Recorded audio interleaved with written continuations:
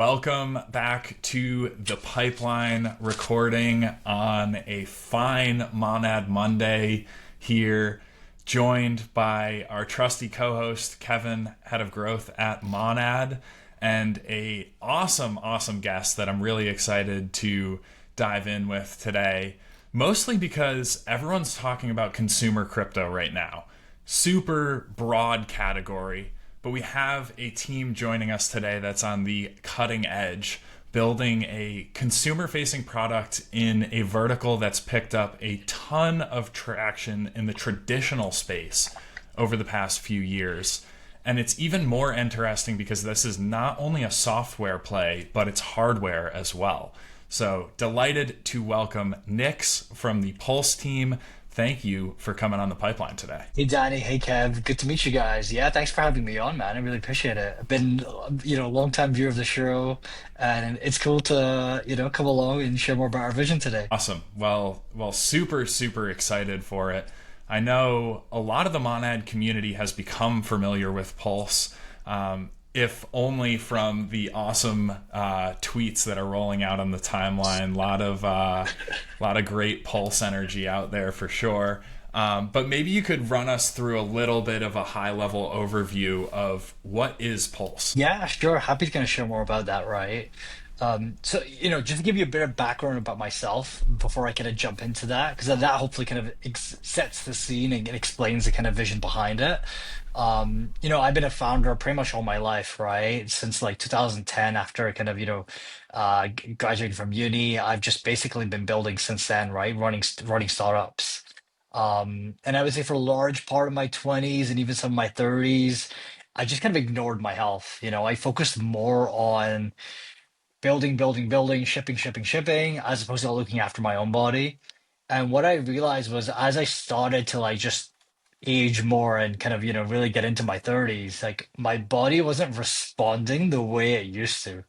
And it's kind of weird to say that, especially like, if I look back when I was young and I would hear someone else say, oh, yeah, you got to look after your health. When you get old, you're going to regret it. Um, what was happening was like my brain would say, do this, but my body wouldn't, you know? And it's like a sudden realization where you kind of think, fuck, right? Like, wow, I mean, if I feel like this at 30, 32, 33, how bad is it going to be at 40, 45, 50, etc.? So that kind of really made me focus a lot more on my health as a founder, right? At the end of the day, we're so used to trading in crypto. Like the one thing that we have unfortunately can't trade is our bodies. I can't exactly say, right, you know what, give me that 20-year-old body. I'll just pay a couple $1,000 for it. Not yet anyway, one day I hope. But until that day, we only have this one. And we have to, and what I've been trying to figure out is how can I age as gracefully as possible, right? Like, and that's like been the biggest kind of factor for me. And that's the inspiration behind Pulse, right? It's the vision and belief that actually taking care of our body can make us more productive, right? So I'm not trying to make you healthier. I'm trying to help you get an edge, right? Whether it's at work or whether it's like, being more social, being happier, being more productive in your personal life, feeling better. I'm trying to do that through your health, right? And that's like the main kind of outcome that we're kind of building. So to answer what Pulse is, we're simply put, it's a wearable. It's a lifestyle wearable, not a health wearable, right? And the nuance behind that is that Pulse is designed to specifically help you across several aspects of your life, not just like your health. And with that data, we want you to be a better operator, a better builder, a better student, a better human, like in the ways that you want to be. Yeah, and one of like my favorite quotes from Naval Ravikant comes to mind on what you were just saying. He says, "A calm mind, a fit body, and a house full of love. These are all things that cannot be bought. They have to be earned." So there's a lot of kind of profit maxi banter on crypto Twitter. Um, but yeah, could not agree more, right? Like you cannot purchase fitness or mental health or physical health. They have to be earned. So yeah, love that. I think I was a big Whoop guy. I wore it for a long time. I now use an 8 Sleep that tracks my sleeping side. pretty familiar with kind of the wearables industry. Um, what about the crypto side of this? Because I think it's something that, people are interested. They understand the wearables right away. They're like, how does the Web3 component come into this? Yeah, that's a really good question. And I've been using Whoop, Fitbit, and the 8 Sleep, right? Got one this year. And that's like the thing that I've kind of realized over the years as I was using these wearables, etc.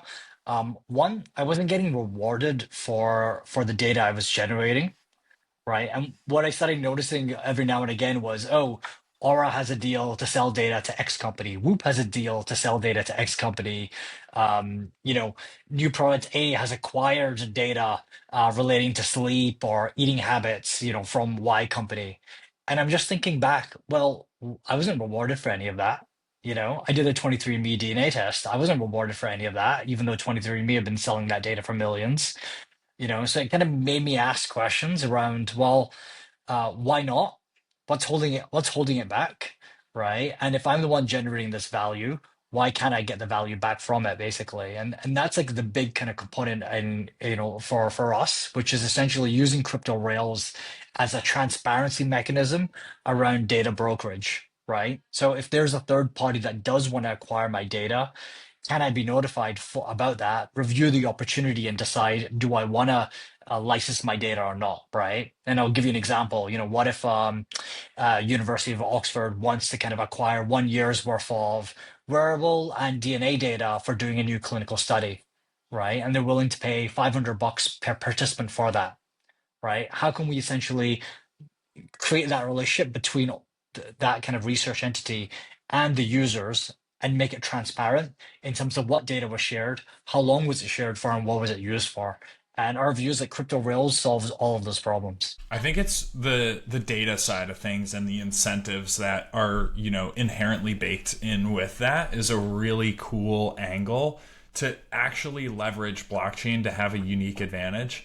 And I would love to get deeper into that, but I think like first to kind of set the scene, as I mentioned in the introduction, this is a like hardware component and a software component kind of like mixed together, right? And in crypto, most projects, most products are purely software, but Pulse has to compete with incumbents on the hardware side as well, not just crypto natives, but across the wearable space. How hard is hardware to execute on? And also with that, like how much inspiration are you able to draw from existing solutions on the market already? Yeah, oh man. The only way I can describe building hardware is chewing glass that is, on fire. That's the only way I can describe it. It's not like software where something goes wrong, you ship an update, boom, the next day, problem solved, right? When you make one mistake in hardware, it's like, an entire, you got to put out a fire the size of the Empire State Building and restart from scratch and rebuild it again. We spent a lot of time on the hardware, right? Like over the summer, no one knew what we were working on. It was just like, wait a second, these Pulse guys, they're here, but we have no clue what they're doing. And that was because we spent the entire summer basically going through what I can only call like, the gauntlet of production, right? Finding suppliers, testing what their capabilities, benchmarking them against each other, and then coming up with designs that are good for us, etc. Figuring out the logistics, the fulfillment, the delivery, customizing the branding, etc. All of this stuff you have to do as a hardware team, and you can't like shortcut it. You just got to do it right from start to finish. And it got to the point like we had one of our guys who was basically in one of my co-founders. He was in China over the summer, and he came back to London for a few weeks, and then what we realized was actually it needs one of us to just be there full time. So, and man, like I'm sure he'll listen to this podcast eventually, and I would say even if he wasn't listening to it, but like thank God we have a guy like him on the team because for me, like I'm a bit on the older side. For me, it's harder to travel and just move to a new country and stay there for like 3, 4, 5, 6 months. But for him, right, he's young and he's kind of hungry and and he's happy to do this type of stuff. He literally said, "Yeah, I'll go to China," and 2 days later he was there. And we have like an agreement where he's not coming back until the last wearable leaves the production line. So yeah, is I don't know if it's gonna be a year. I mean, it's obviously not gonna be a year, but yeah, we told him like, be prepared to go there for the long haul. Um, yeah, but hardware is rewarding. There's a couple of values for doing it right as a team, right? We wouldn't just go through this difficult decision and kind of make life harder for no reason, right? There's a couple of value adds. One being creating a moat. So now we can't get displaced by any other team, right? Whoop or Aura Ring can't come out and say, "Oh, you don't have access to our API anymore." So we protect ourselves like that, right? Our wearable, I'm giving some alpha away here actually. It has an NFC chip, so we can directly integrate a crypto wallet there. So we have a bit of a narrative around proof of pulse. So we can verify one wallet equals one human.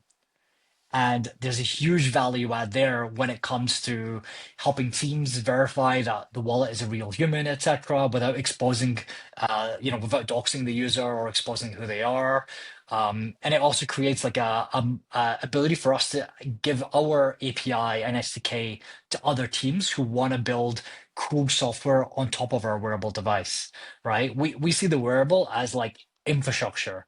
We have our own app, which we use as a bit of a gateway to collecting data and giving some insights. But actually, longer term for us, what the wearable means is that it's a hardware piece and a physical infrastructure piece that any other team can kind of leverage and build on top of as well. Super. And I'm curious, like, obviously you've got many moving pieces here. You kind of spent the summer in stealth. You're working with suppliers, manufacturers all over the globe, but from a core like design standpoint, how much of this are you just like entirely building from scratch? And on the other hand, is there like an advantage to see some of the first movers in the wearable industry kind of reverse engineer their devices Yeah. and kind of make some design choices based on that? Would love to just hear a little bit more about that process. Yeah. So we spend a lot of time just assessing the existing wearable market and seeing what works, what doesn't work, right? So why are people using Whoop? Why are people using Aura, Ultra Human Ring, Fitbit, even Apple Watch, right? And just understanding the type of customers each of them had. And then looking at some of the flaws and learnings that we could take away from it, right? And the general trend that I noticed, right? And Danny, I'm sure you and Kevin have seen this as well, where most of us that have a Whoop, we get it really because of sleep, right? Not all of us, but a lot of us, like in tech at least, we're getting it because we want to understand how well are we sleeping and what does that mean for us day to day. And my view was Whoop isn't really built for just sleep, right? It's not built for like the productivity kind of person like us. It's really built for like the athlete where you're optimizing strain and recovery, right? Recovery being sleep, strain being exercising, right? But my view was really what I was optimizing was productivity. And whatever I can do to maximize productivity, I will think about and do. And that then looks at sleep, gym, what I eat, my stress levels, how often do I get some sun, day-to-day socializing, how fulfilled do I feel, etc. There's a lot of this nuanced kind of stuff that goes into essentially how productive I feel and am as a general human being. So we're kind of building, I don't say that we're building a health wearable device. It's a lifestyle wearable because of all of these other aspects that we're considering. So I feel like we're naturally different than a Whoop and an Aura based on that positioning around productivity and wanting to kind of, help you be a better person, as opposed to just health and fitness as a catch-all kind of area. Um, and that led to some changes around hardware decisions, product software decisions, etc. I think um, it's an incredible goal that you guys have in mind. I think it's forefront in the vast majority of people's minds, especially now, right? Like just having more data on this, on like general health trackers makes people think about it more. Like before you could track your sleep and do all of this, like people generally knew what was okay and they would kind of optimize for it. But like the more it's in front of you, the more people think about it and then the more they want to optimize it. Coming from so we have like the North Star end goal and then we have where Pulse is right now. Right? Like, how do you guys see these next few stages playing out for Pulse in terms of user onboarding, um, acquisition, maybe like growth strategy, or yeah, what are the next kind of 6 months look like in like an optimistic future? Yeah, sure. So for us, right, it's about building that hardcore fan base over the next kind of 6 months. So our goal is to get from 0 to 10K users.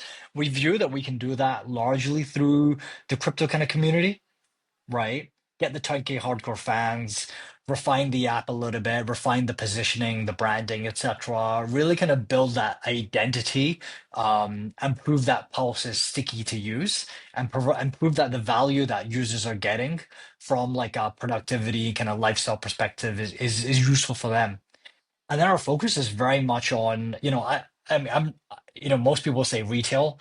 My view is that, we're all retail, right? But just focus more on the normie market, right? And that's going to involve engaging with users and getting users less on crypto Twitter, more on TikTok, more on YouTube, more on Instagram, right? And it starts to look more like a lifestyle product and the messaging behind that, right? And I'll kind of give you some examples of what we've been thinking about.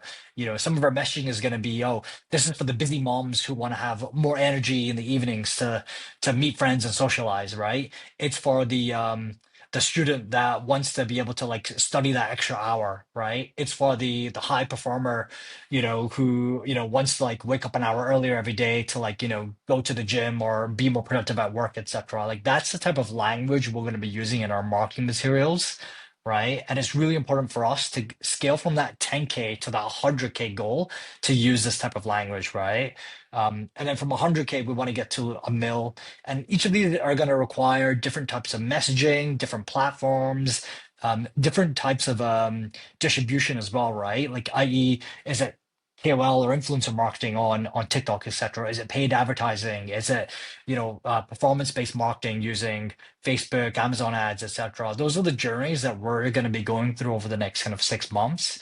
Once we get to a really healthy level of distribution, right? And I see that being about 100K DAU, we can start looking at data acquisition deals, right? So now we have a healthy amount of users, where we can go out and say, okay, hey, dear company A, B, and C, we have these 100K users all around the world who are creating all of this data and contributing all of this data to our network.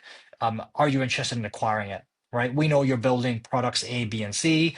Our data we feel can actually help you build those products more effectively. Do you want to make some bids, etc., to acquire some of this data and license it to users? Right. So that's kind of how I see the next 6 months playing out. First part of the 6 months is going to be just growth and distribution. And then the latter kind of towards the end of the 6 months, it'll be around looking at these kind of deals and kind of bringing them to market. One thing I find interesting in particular is like optimizing productivity has already been proven to like have a unique impact on the ability to build community. And I like honestly hate to draw this comparison. You might be kind of mad at me for drawing this analogy, but like stick it out, okay? So like you look at the success of YouTube course grifters, right?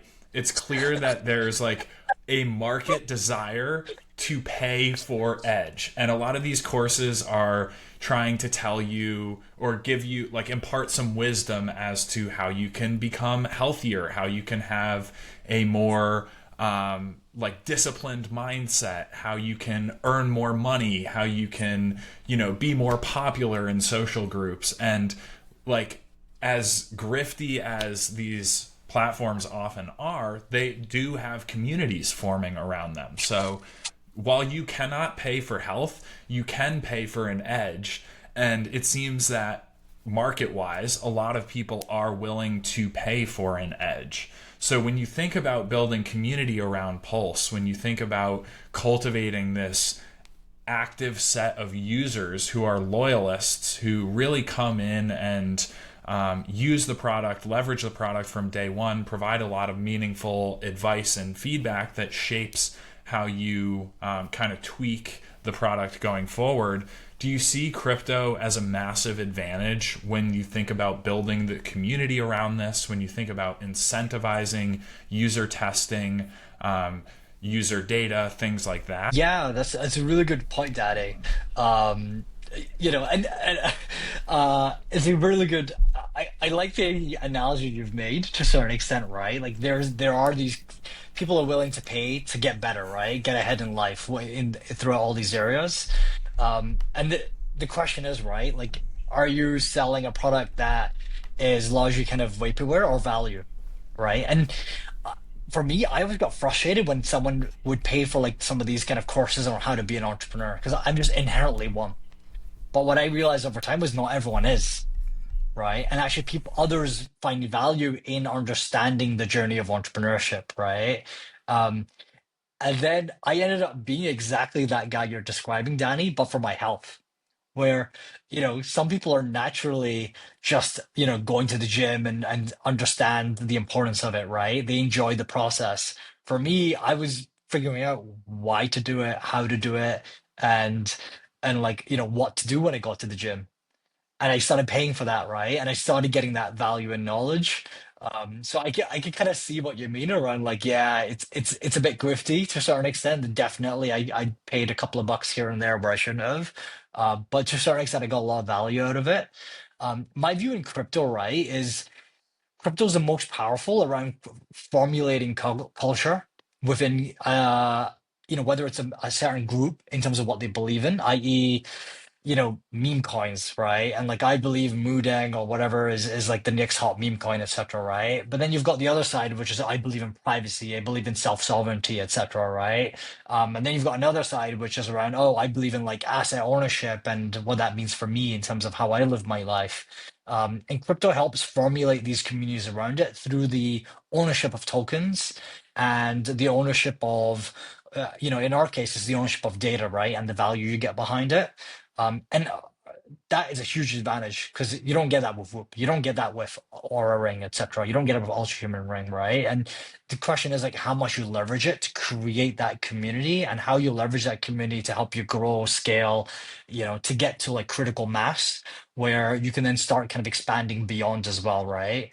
That's a really important part of our journey, and we're going to constantly be iterating and trying new things with our kind of community that we're building to kind of help us along this journey. So as someone who spent a ton of time thinking about this, I'm actually uh, curious if you have any maybe things that you think are underrated that help on kind of like this health maxing journey. And I think a lot of the time it's like, well, yeah, if you spend 12 hours every single day only thinking about health maxing, then you will be successful in it.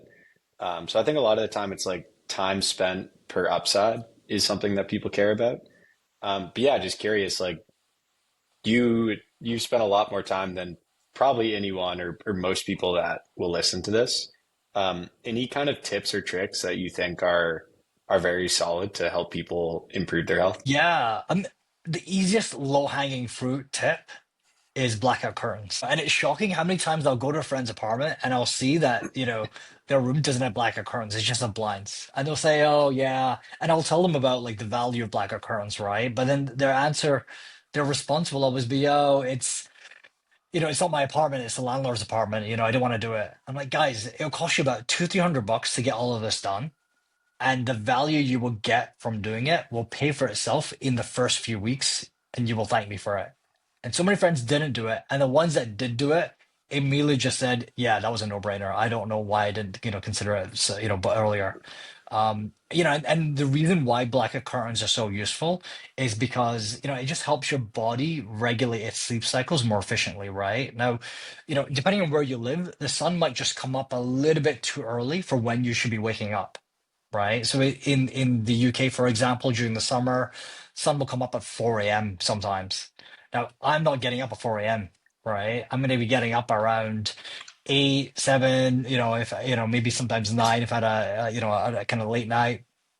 But during the summer months, without the blinds, I was just unintentionally getting up around that time, and it was really frustrating because I struggled to go back to sleep, etc. as well, and it ruined my whole day for despite it being summer, where you think, oh yeah, summer of fun. Actually, for me, it was like summer of dread. So yeah, I would recommend like easiest, yeah, especially because I face the sun, right? So it's like really hot, in the mornings.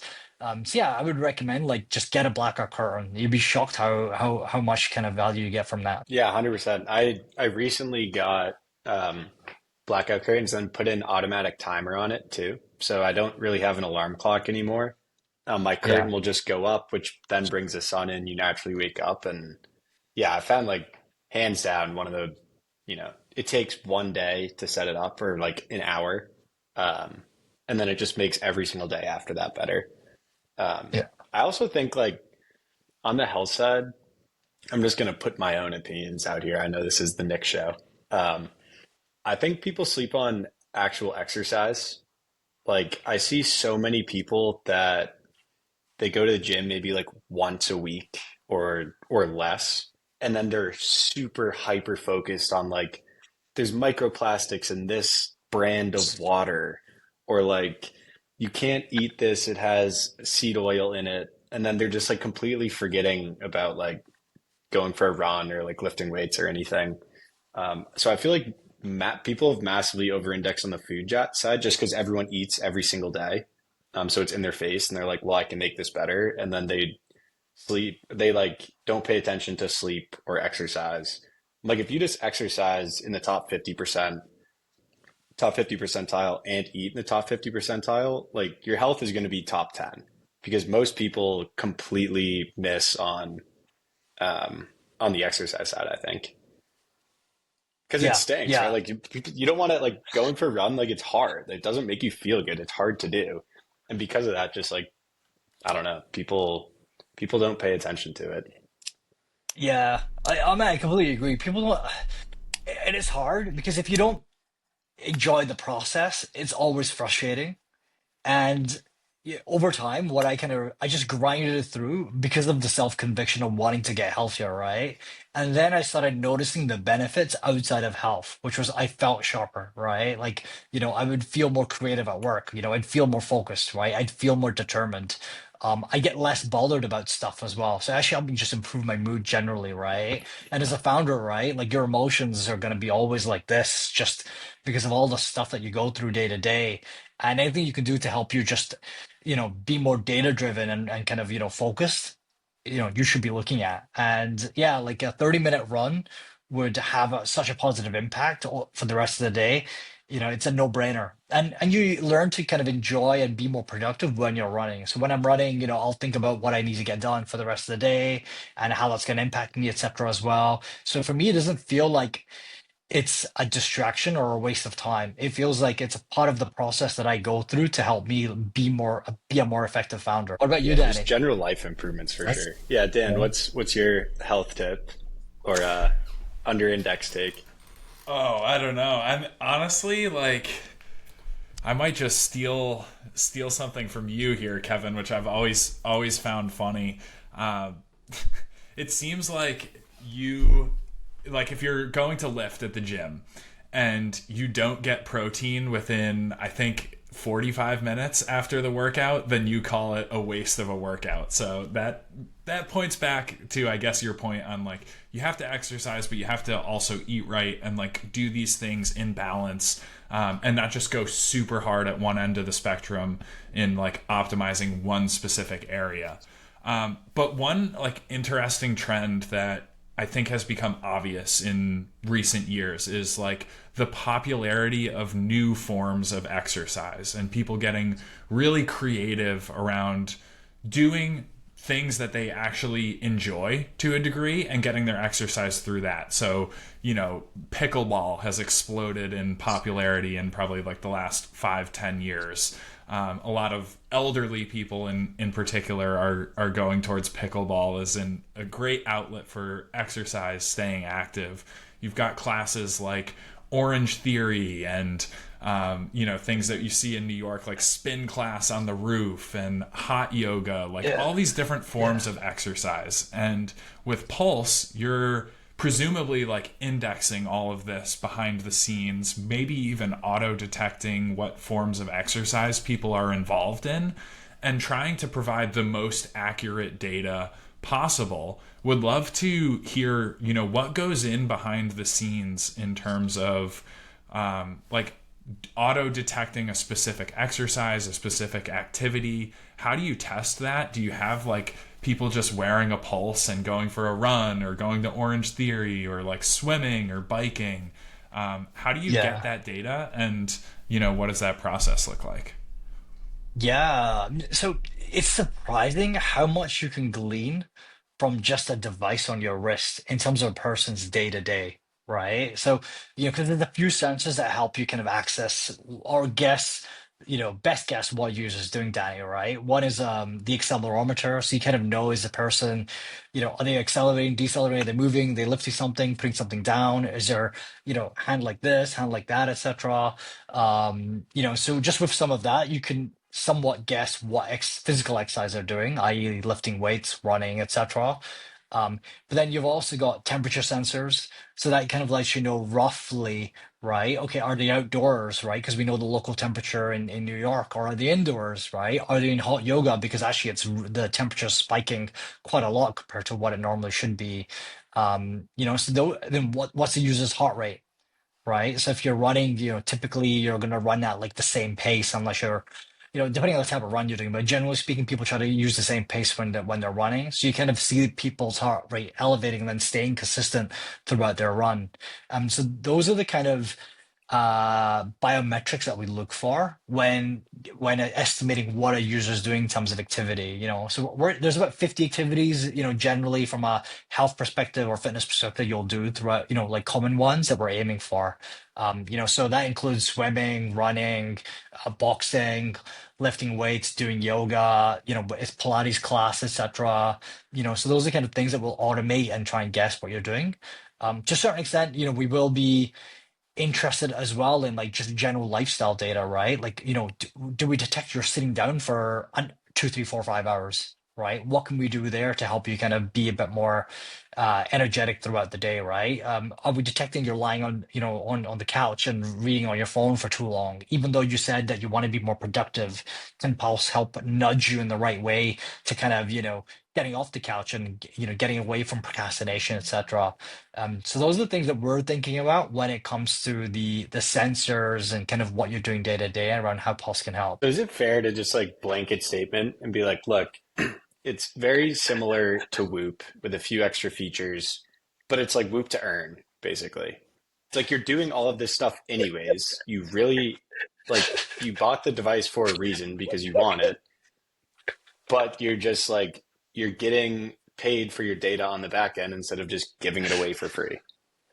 Yeah, you could I'd say like live to earn maybe, or but yeah, I would say Okay. generally you're kind of right, Kev, right? It's you know there's a balance here though, right? Like we're not rewarding you for being healthier, right? Like the reward for being healthier is your own personal health. Where we're telling you there's value is in your day-to-day life and sharing that data with certain third parties that actually want to build products or new drugs, etc., or develop new services utilizing your day-to-day life data. So actually, even if you don't go to the gym and you wear a pulse, that's still valuable, right? For certain type of third party will still want to acquire that data. And we are looking at and exploring, arguing other data beyond just wearables, right? So can we incentivize users to contribute blood work, DNA, electronic health records to the network? Because the more picture we build of a human, the more valuable that data is to third parties. So it's not, the lifestyle wearable data is like one piece of an overall like health digital twin that we're building. It's super interesting. I mean, I've thought about like this broad concept a decent amount because I used Steppen back in the day, a bit when that like pushed really viral, and like to date one of the crypto applications that's gone the most mainstream viral, right? And that was like so simple, just Yeah. like using what's already built into the phone, obviously some very cranked up in incentives there. But like that was the initial point of attention capture, and then over the past few years, seeing friends and family with different sorts of fitness electronic wearables.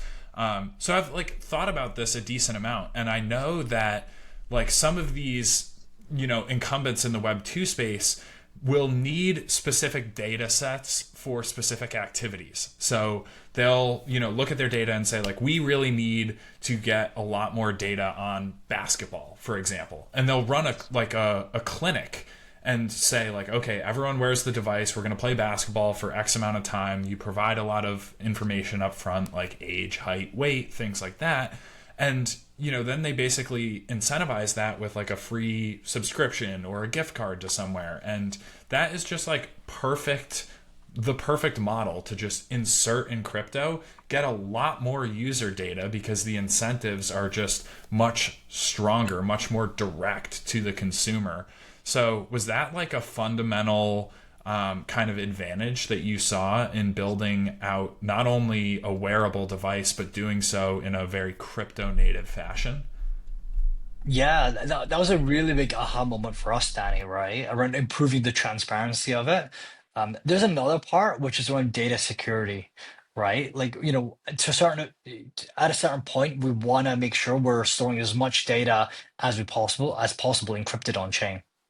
Right. And what that means is, through like MPC powered encryption, what we can enable is only you as the user can decrypt your data. No third party can, not even us. Right. And what it means for you as a user is, you've got confidence in knowing that your data, is encrypted and, there's no hacks that are going to happen. If there's any data leakage that, it's all encrypted, no one can access it, etc. And, using fully homomorphic encryption, that allows you to get insights on your data without risking it being exposed to like a third party as well. Apple actually released a really interesting blog post around them using homomorphic encryption, literally just 2, 3 days ago as part of like the Apple AI, where, they encrypt the data on device, send it to like their servers. Their server computes a result using that data, right? Sends that compute back to your device, and then it's unencrypted on your device. So only you ever know what the actual data or underlying data was. My view is that's the future, right? And by essentially using some of the technologies, we can prevent these data hacks from happening in the future. That existing platforms, they're just not structured and built this way at the moment. So that's how you've ended up with like the 23andMe hack, which exposed 7 million users' data. And there was another hack with Change Healthcare, that exposed a couple 100 million data sets of US kind of customers, etc. That was like a billion. That hack itself cost about over $1 billion in fines, lost revenue, etc. for Change Healthcare.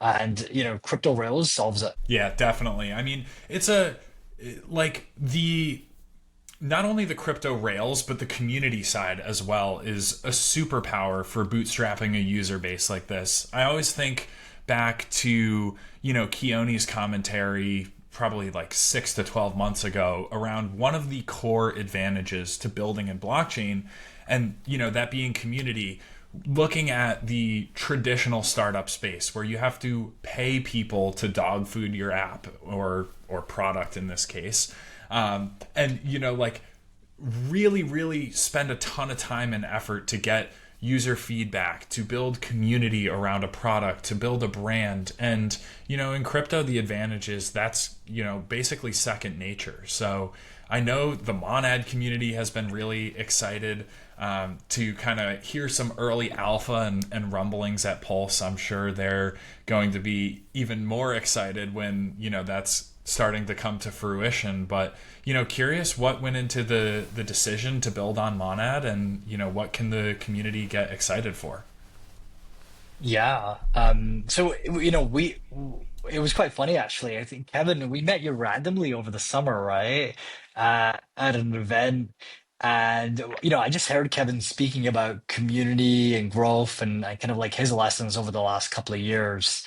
And we just went up and said hi. That was it. There was like no real intention behind it, and Kevin just told us more about Monad and said, look, we would love to have you in the ecosystem. And during that time, we were kind of like all in Solana, right? Like, we're Solana boys in terms of devs, etc. But we decided just let's just hop on a call with Kev, see what's up more than anything else. And yeah, it was a journey, right? It wasn't like one call, we were like all in. But after speaking to Kevin and then Fitz and then several members of the team, just doing more research around how the consensus mechanism works and how you kind of achieve throughput as a result, it gave us a lot more confidence in like making that jump, right? And I remember on one of the calls where we kind of said, look, if we make this decision, we're gonna go all in, right? Like there's no like half measures on our side. And we spoke to Evan and Tina and we kind of as a team said, yeah, guys, we're in. And the next day, like I think everyone was shocked just how all in we went. Kevin and Evan and Tina were all saying, "Oh wow, like, we didn't expect you guys to just be so engaged with the community. You learned about the Mon animals and what that means in terms of the culture, etc. And all the memes that you've been putting out on Twitter are very like Monad native memes, etc. We're kind of surprised how deep you've gotten in such a rapid period of time. But that's just the way we are as a team, right? Like if we're going to build in an ecosystem community, we want to be native and part of it as much as possible and ingrained in it as much as possible. But from an infrastructure perspective, right? Like we want to challenge the limits in terms of just what we can kind of write on chain, right? And that 10K kind of vision was quite exciting for us. And from our perspective, we're not a DeFi app, right? We don't care about TVL. We're not worried about liquidity, etc. Right? There's obviously other chains that we can kind of focus more around that. For us, it's all about just speed and user experience. So as a result, like throughput matters, latency matters, etc. And as a result, we kind of came to the conclusion that this is a good bet for us. From an infrastructure perspective, it meets our needs. And two, also from a community perspective, right? Like being very tactical.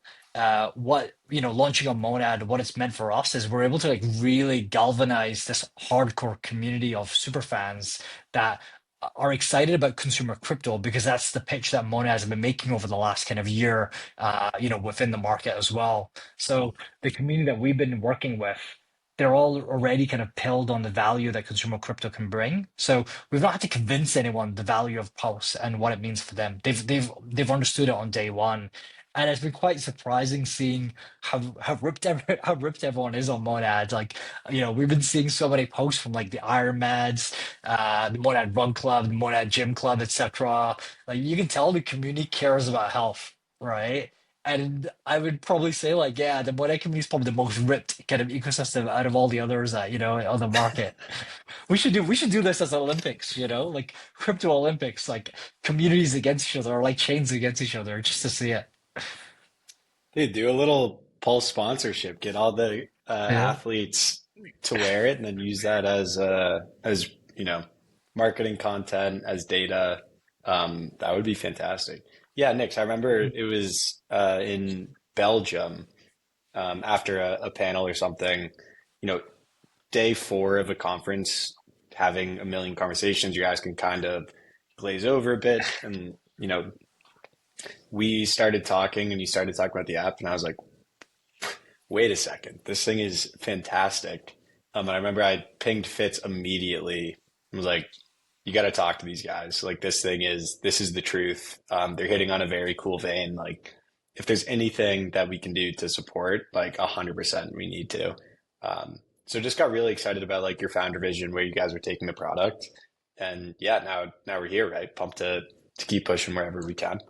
Um, we do appreciate you taking so much time to come talk the vision of Pulse and generally banter with us today.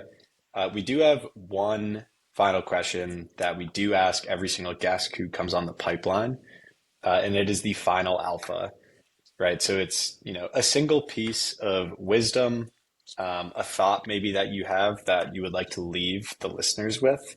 You have a lot of experience on the fitness side, the entrepreneur side, the crypto Web3 side, basically just being a founder in the middle of so many different industries that overlap.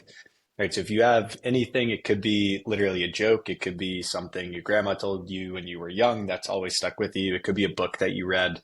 But yeah, just like any single final piece of alpha that you would like to leave the listeners with today. Yeah, I'll go with the builders, right? Because like I'm just naturally one, and I love helping other builders out.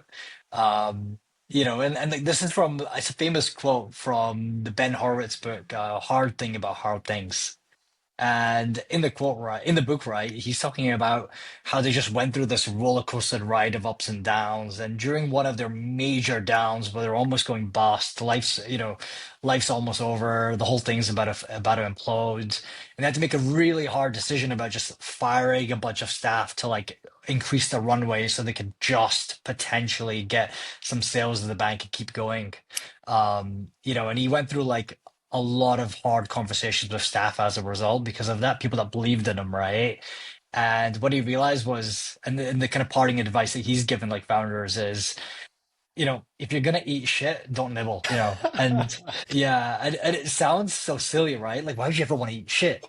I'm just not gonna put myself in that position. But man, you're always gonna be in that position at some point in your life, right? And how you react to it is more important than all the good times. If you're gonna eat shit, don't nibble. That's a fantastic quote. Maybe the best quote we've had come out of Final Alpha to date. Probably not going to affect your health metrics. Great if you do that literally, but Yeah, but you it's could a just good see quote. the heart. Yeah, you could just see the heart spike at that one moment where you started gobbling it. Yeah.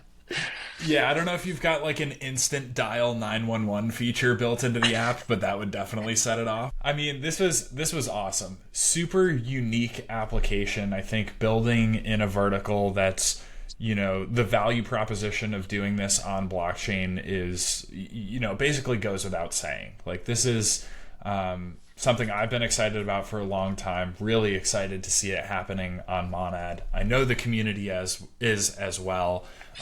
Certainly there's the Iron Nads, there's the Monad Run Club. There's definitely mindfulness about health, wellness, and kind of optimizing productivity, optimizing yourself for the longer term. Has always, for some reason, been pretty near and dear to the Monad community. So I'm very excited about that. I'm very excited about Pulse, and I'm very grateful to have had Nix on the pipeline today. So appreciate you joining us and dropping some interesting alpha and final alpha as well. Yeah, it was great speaking to you, Danny and Kevin. Yeah, I look forward to hanging out again in New York or DevCon if you guys are going.